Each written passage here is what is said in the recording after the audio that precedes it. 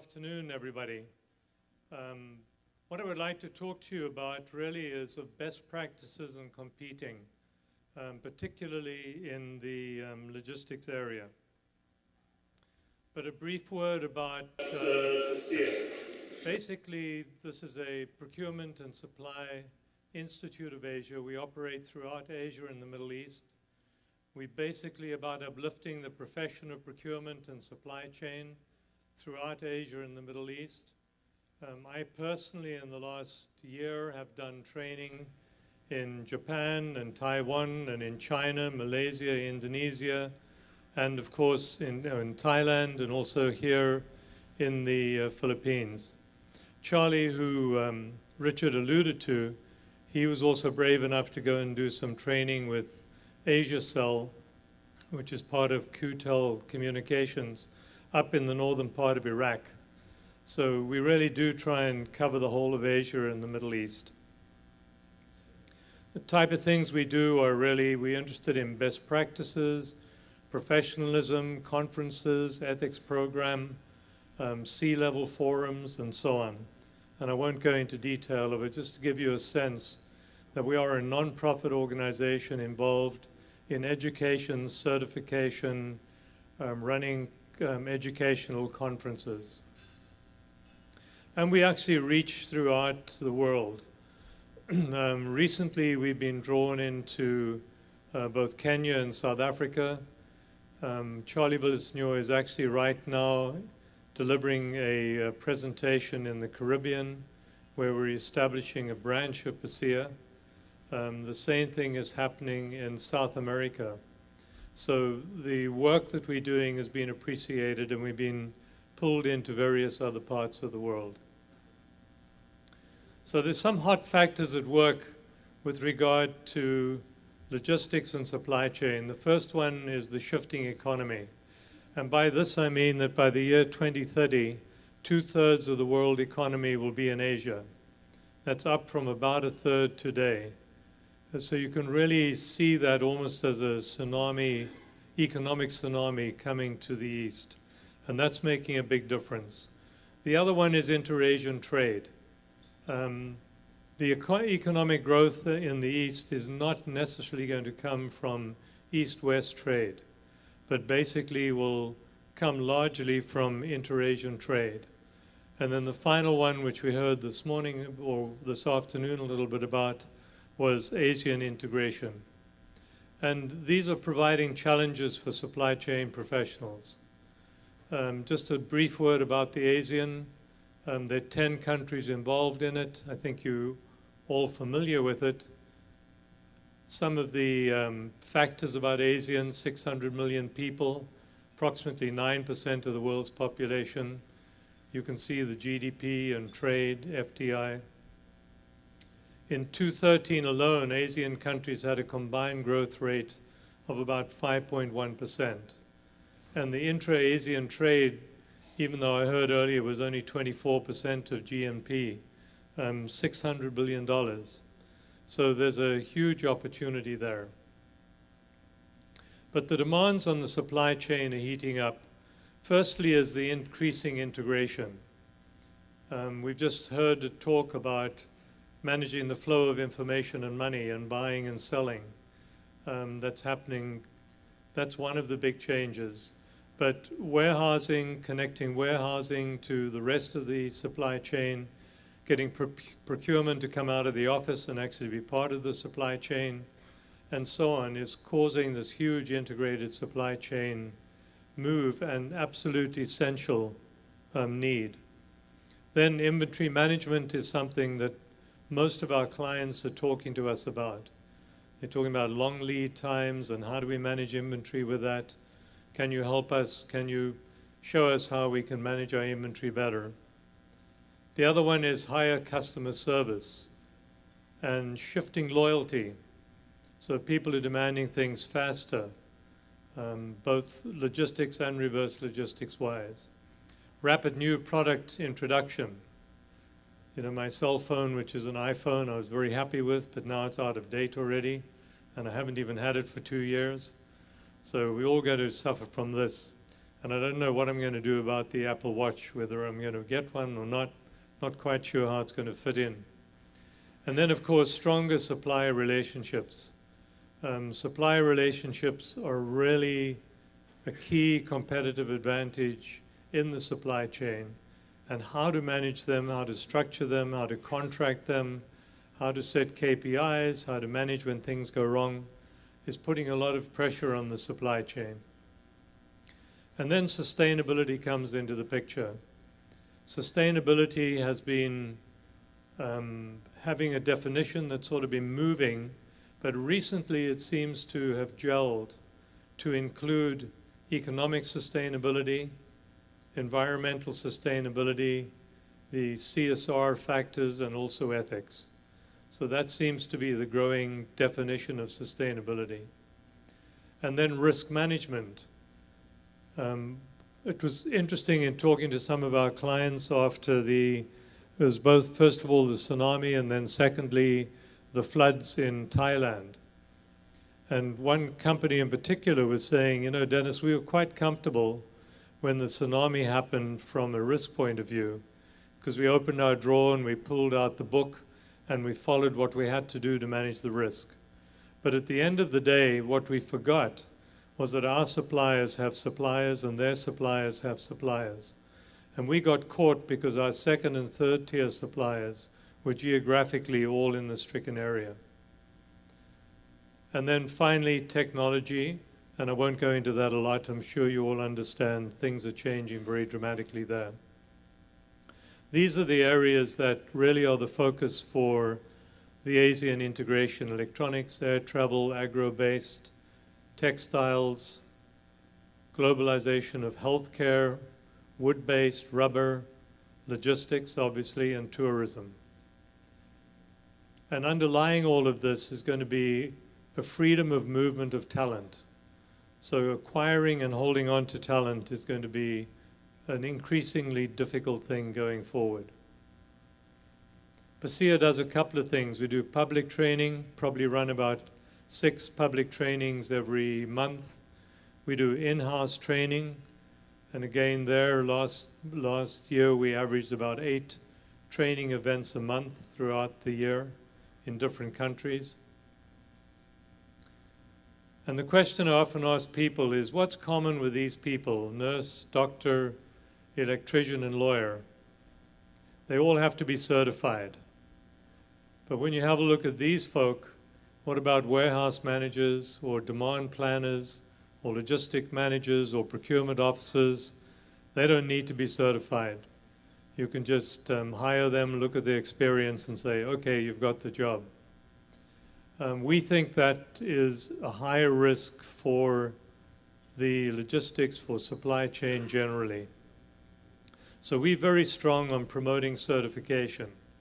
But one of our requirements is that the certification should be global in acceptance. These are some of the partners or organizations that we work with.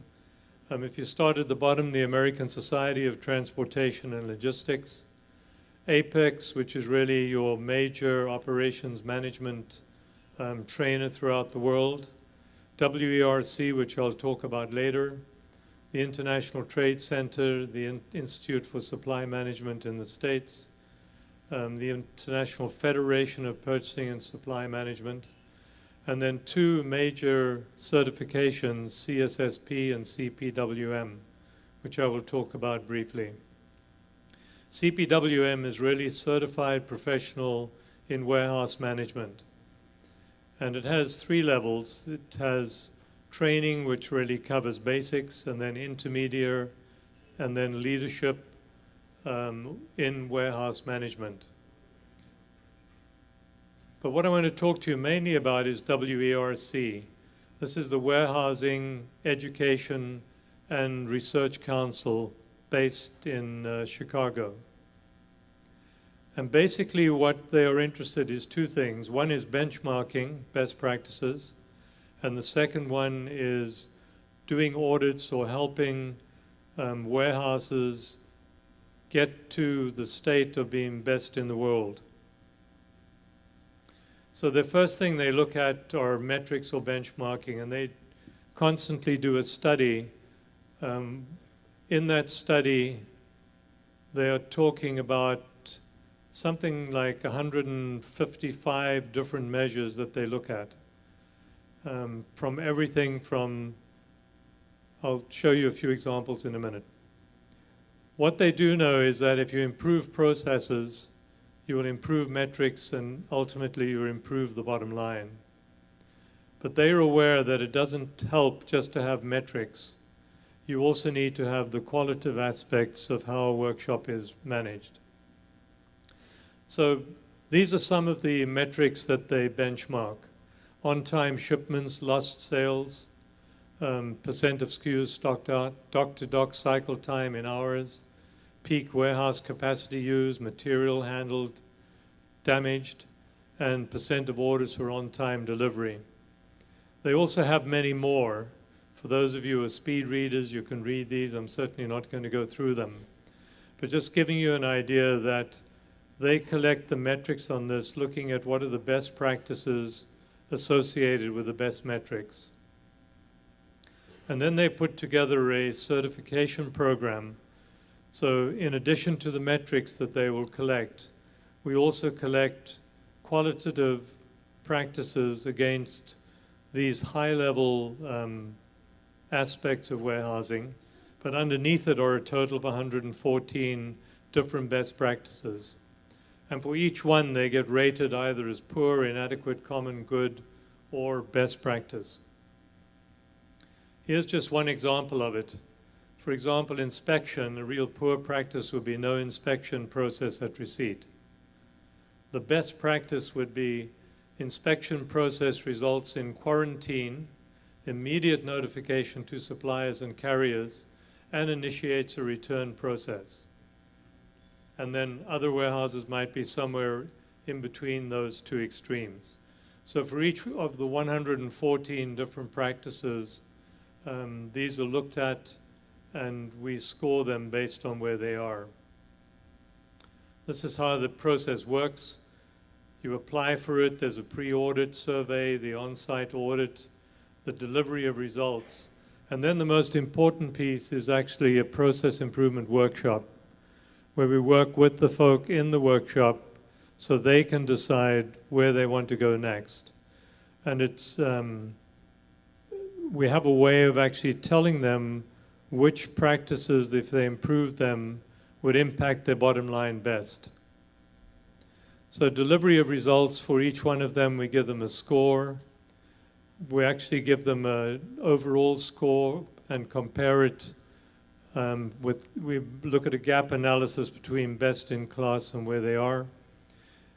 We can also compare multiple facilities or one against the other. In fact, I'll show you in a minute.